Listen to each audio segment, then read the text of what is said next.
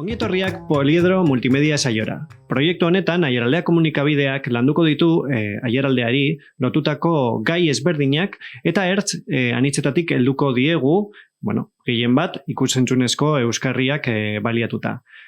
Ostegunero argitaratuko eta plazaratuko ditugu saio hauek, eta hasteko, egia esan da, eduki nahiko potentea ekarriko dizuegu, gurekin Maite Rintxaurra daukagu. Kaixo, Maite den? Kaixo. Berriki hitz egin genuen zurekin egunkarian, baina, egia esan da, gauza asko geratu ziren esateko, eta uste dut, orain azaroan gaudela eta urria gainditu dugula, une ona da honi buruz hitz egiteko. Hasteko galdetuko dizut, zein den zure elkarte, edo zein elkartean aritzen zaren, apur bat, testuingurua azaltzeko. Ni badakizu nezu, bular minbizi metastasikoko pazientea naiz, orduan Espainia mailan elkarte bat daukagu, bular minbizi metastasiko elkartea, bakarra dena, estatu guztian. Elkarte hau sortu zen, ni bezalako pazienteak ez zutelako topatzen beraien egoera berdinean zeuden pertsonak eta konpartitzeko eta bakarrik sentitzeko sare hori, eta Facebookean egin zuten hasieran, eta gero esan zuten elkarte bat sortuko du. Eta elkartea sortu zen, eta orain banatuta gaude zonaldeka, hemen Euskal Herrian daukagu WhatsApp taldea, eta talde horretan gaude sartuta nahi dugunak, batzuk ez dute nahi, eta ez dira hurbiltzen, baina nik hemendik ere lusatu nahiko nuke, norbait ez bada oraindik hau sartu, etortzea, azkenean gure artean asko laguntzen gara. WhatsApp talde horretan gure zalantza guztiak, egunerokoa, zer gertatzen zaigu, dana hitz egiten dugu danon artean, eta konpartitzen ditugun sentimenduak direnez, eta bibentziak ere, orduan ez ara hain bakarrik sentitzen trantxe honetan, tokatu zaigun trantxe honetan.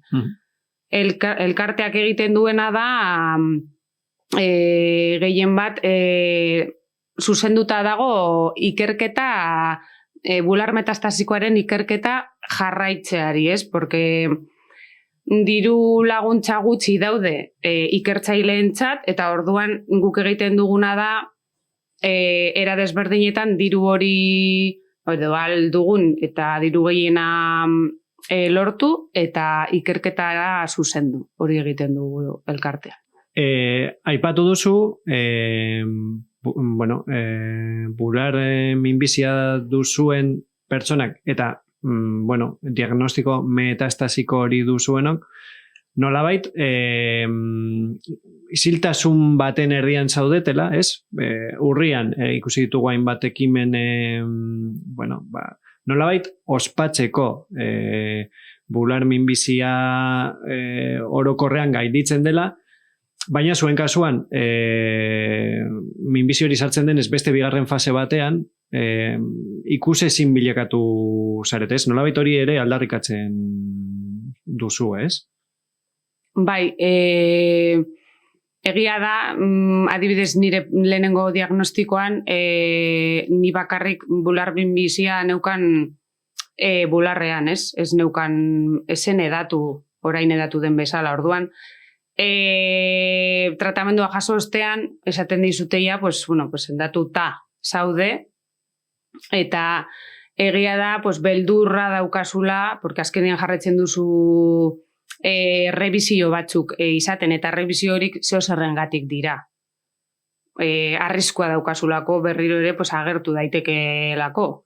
Orduan, egia da, urrian, ematen diren kanpaina hauek zuzenduta daudela gehiago sendatzen den portzentai horretara. Beti da, bular minbizia, hori 80% sendatzen da. Beti kakotxoak, porque beti kakotxoak jarri behar dira. bai sendatzen da, baina badago 130, badago 100 hori ez dela berriro ere gaixotzen garenak edo ja horrela debutatu dutenak. Orduan, nire lehenengoko diagnostikoan beldur hori neukan eta ere ez nuen nahi alde hori ikusi. Nik ulertzen ditut emakume horiek ez dutenak nahi itzegin metastaseari buruz, beldur itzela ematen du. Ja, itza bakarrik ez ez dut nahi ikusi. Baina gu bai erabiltzen dugu urria eta urte osoa erabiltzen dugu ikusteko gu ere hemen gaudela, bular minbiziaren parte garela. Gara metastasikoa, hori esan nahi du edatu dela beste gorputzeko atal batzuetara. Edo ezurrak, edo birikiak, edo burua, edo... eta hor dia beste fase baten sartzen zara. Ez da sendatzen, ez dauka sendabiderik, eta gaur egun ez dauka kronifikaziorik. Orduan zaude tratamenduen menpe. Linea diferenteak daude, eta hor zoa saltoka. Hau doa ondo, hemen txarto doanean beste bat. Hau txarto doanean beste bat. Bukatzen direnera arte. Orduan, normala da ez duzula, nik ulertzen ditut emakume horiek ez dutela nahi realitate hau ikusi, baina gu eskertuko genuke ere beldur hori ez izatea eta pizka bat argira ere ekartzea ez dakit tribu egitea danon artean, ez? Igual egunen baten beraiek ere eta nik ez dut nahi, baina izan daitezke gure parte, orduan ez dakit, sentitzea pizka bat hori empatia hori ez gure artean. Azkenean gaixotasun berdina izan dugu, gu beste etapa batean gaude, baina hori da gehien bat sentitzen duguna ez urrian, eta aldarrikatzen dugu beti hemen gaudela. Eta urriari lotuta ere aipatzen zenidan, agian ospatzeko hori ez, paziente gehienek gainditzen dutela, eta apur bat, edabidetan maiz irudikatzen diren gaixoak, ez direla, edo ez dutela islatzen benetan gaixo baten itxura edo gaixo baten egoera. Eta hori ere nolabait, nolabait kritikatzen zenutela, ez? Bai, deitzen den hau el pink washing, erabiltzen da marka asko erabiltzen dute gure gaixotasuna, diru ateratzeko, ez? Edo propaganda ere egiteko bere markari buruz. Minutu bat ikerketa ematen dugu, erosten badiguzu gure produktua, edo hori guri zaigu gustatzen zaigu beti esatea jendeari, informatzea ondo edo galdetzea den da horretan, honetatik benetan zenbat diru doa ikerketara, nora doa, pizkat galdetzea dendan eta jartzea zego askotan galdetzen dugu eta ez dakite erantzuten dendetakoak. Hartzen dute hori hor, eta ja.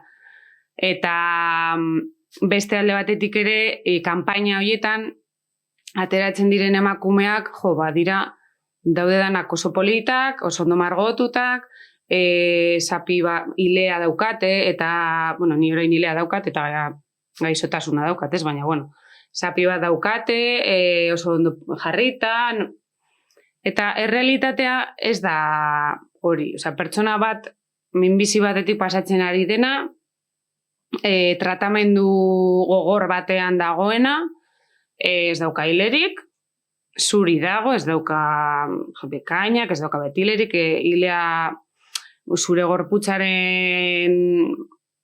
aldatu egiten da guztiz, medikazio guztiagatik, puztuta zaude, ez da egia ikusten dena. Eske romantizatzen da pila bat gaixotasuna, eta ez da gaixotasun polit bat, ez da gripe luze bat, eske ez dauka zerikusirik, eta guretzat garrantzitsua da errealitate hori ere ikustea, ze jendea azkenean ikusten du hori, eta ez baduzu ezer inguruan, ez baduzu pertsonaren bat inguruan sufritu duena, esaten duzu, minbizia azkenean, bular minbizia, ez da egoala inbesterako.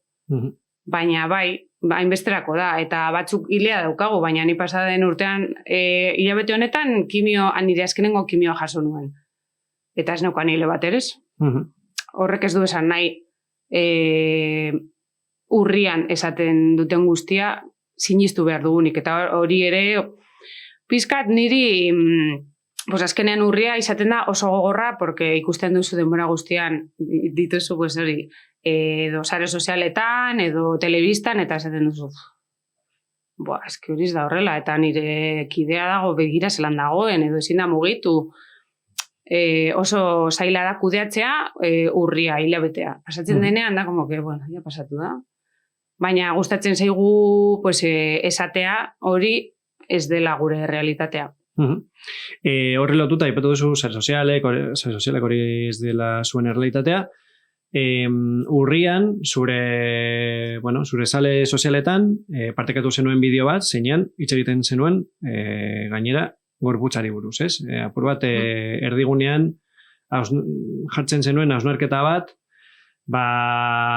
gaixotasunak eta bereziki tratamenduak dituen eraginei buruz. Zure kasuan gainera izan zarela kirolaria, eta gorputza oso lehen lerroan bizi izan duzula, bagian beste batzuk ez dugu horrela bizitzen, ez diogu horren beste eskatzen, gorputzari ez diogu eskatzen apuruan muturrera eramatea, baina zuk egin duzula, eta zure asmoa dela jarraitzea hori egiten, benetan ze eragin dauka tratamenduak eta gaixotasunak zure bizten da zure gorputza? Ni lehenengo bideo hori egin nuen gure bularmen bizimetastasikoko pazienteak ikusarazteko, baina ere gorputzarekin lotu nahi izan genuen, Aiora eta biok, beste edozein gauzagatik zure bizitzan gorputzaldaketak gertatu aldirelako, ez bakarrik gaixotasun hau izateagatik, ez? Eta emakumeak askotan hori aldaketak sufritzen ditugunez, nahi nuen ere pizkat globalizatu ere, bai minbizia hor jarri, baina nire kasuan hori izan delako, baina emakumei pizkate trasladatzea, gertatzen zaigula, aldatzen bada ere, denboragatik edo beste gauzen batzuengatik maitatzen ikasi behar dugula, ez? Eta, bai, tratamenduak aldatzen zaitu guztiz. Nire kasuan, 12 kilo edo, ez dakit, uste dut 12 kilo lo ditu nintzela, orain ja nago pizkat nire pisuan, baina hartzen dituzun medikazio guztiak, puztu egiten, ez da lo ditu, puztu egiten zaituzte, ez? Eta, azkenean oso gogorra da, hori izaten duzuna, ikustea, gainera puztzen zarela, baina muskulatura galtzen duzula. Ni ja zinuen kirola egiteko ez neukan indarra, oso zaila egiten da. Gero ebakuntza ere izan dut, mastektomia bat, orduan bai daukadala rekonstruida, daukat gezurretako titia jarrita, baina bere sekuelak ere ditu, orduan izpiluaren aurrean esaten duzu, ostras, ja, nor da hau? Nor da hau?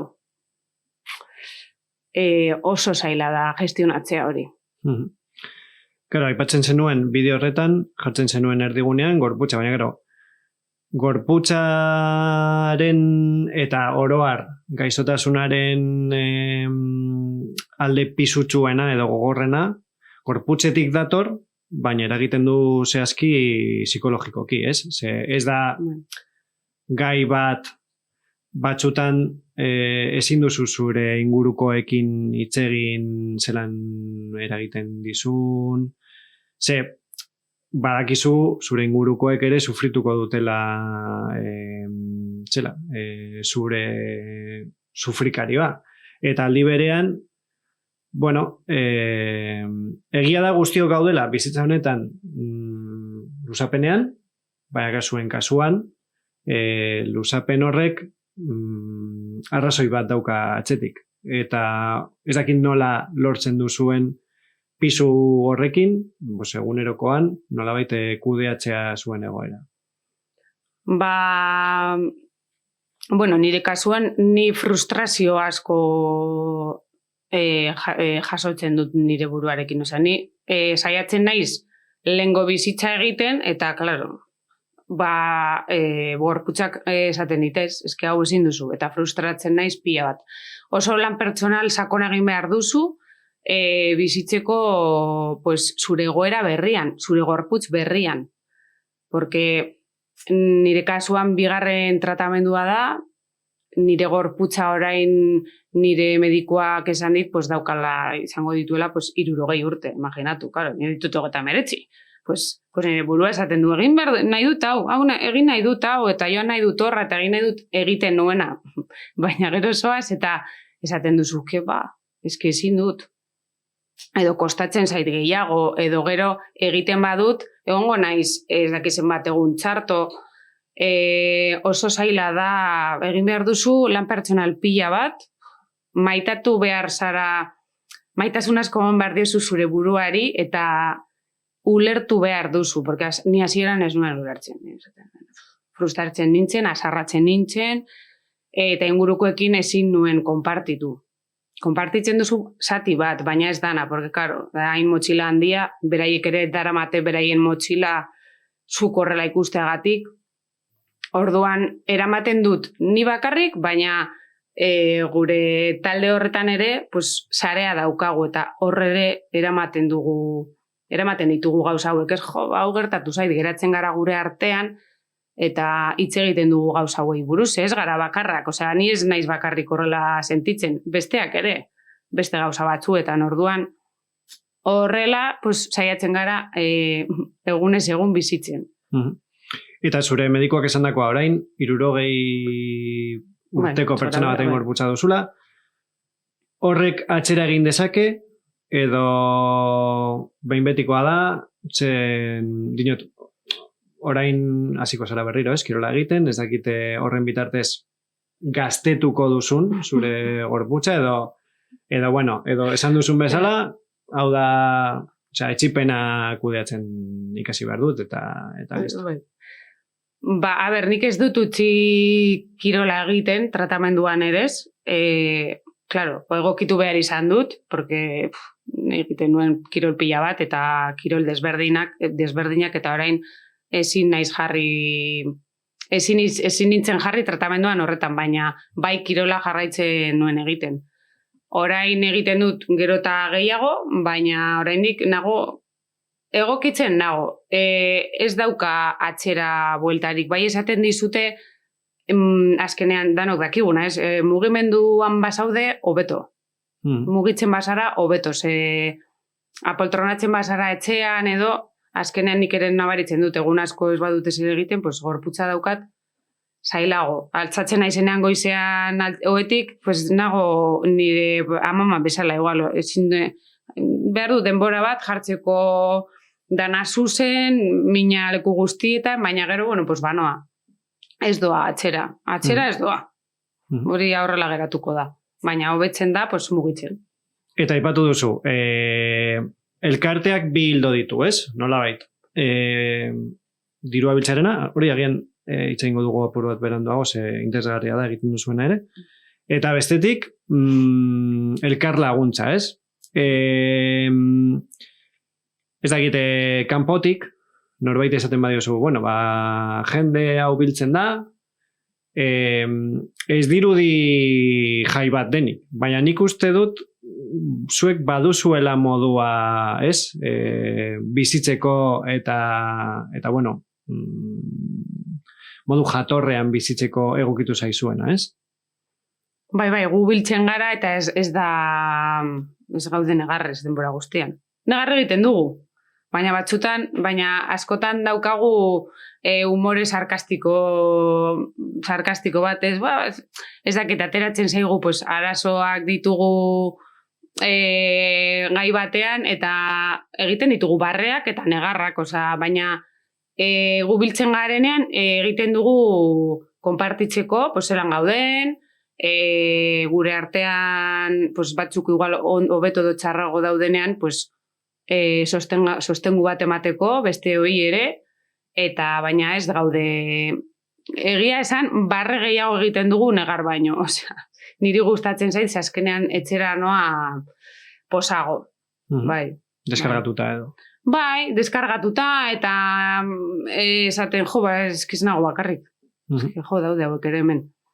Eta bakarrik dagoen, agian zuen egoera berean dagoen jendeari eta urratsa eman ez duen jendeari, nik uste zuek lantzen duzuen beste puntu interesgarri bat dela, zuek baditu zuela erreferenteak, ezta? Badagoela jendea, ja veteranoa, nolabait, bere eskarmentua partekatzeko prest, egoera berri honekin topo egin duenarekin, ezta? Bai, gure taldean badaude veterana nahikotxo, ni berrienetakoa naiz, eta batzuk ere orain, baina pertsona batzuk ez dute nahi. Ez dute nahi sartu, batzutan ere, familian ere izan dugu elkarrezketa hau. Jo, igual denbora gehiegi zaude zu bezalako dauden pertsonekin eta horrek txarrago egingo dizu. Batzutan, jo, basoaz etxera eta zaten duzu, ze txartu ikusi dut, ez dakit, neska hau, edo... Eta baizoaz pentsatzen, eta batzutan izpilu egiten dizu, izpilu egiten dizu. Jode, oneri begira segertatu du zaizu, igual niri ere, baina beti konpentsatzen, niri behintzat beti konpentsatzen dit, eta da bakoitzaren erabakia, batzuk ez dute nahi, eta nik ez dut nahi sentitu bakardadea. Ikusten dut errealitatea, porque azkenean bakoitza dago bere prozesuan, bere momentuan, eta errealitate diferenteak dira, baina eski igual egun ematen nire ere izango da. Orduan ez dut nahi bakardade hori sentitu, eta beraiekin ez naiz bakarrik sentitzen.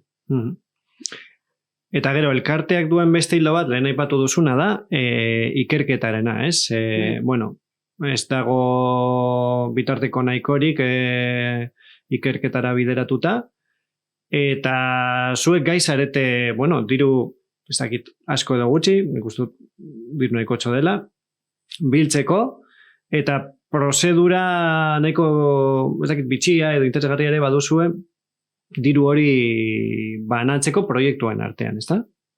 Bai, gure elkartea sortu zuen emakume bat Kiara deitzen zen, zendu zen aia orain dela urte batzuk, eta bera gogoratzeko ateratzen daukagu labeka Kiara deitzen dugun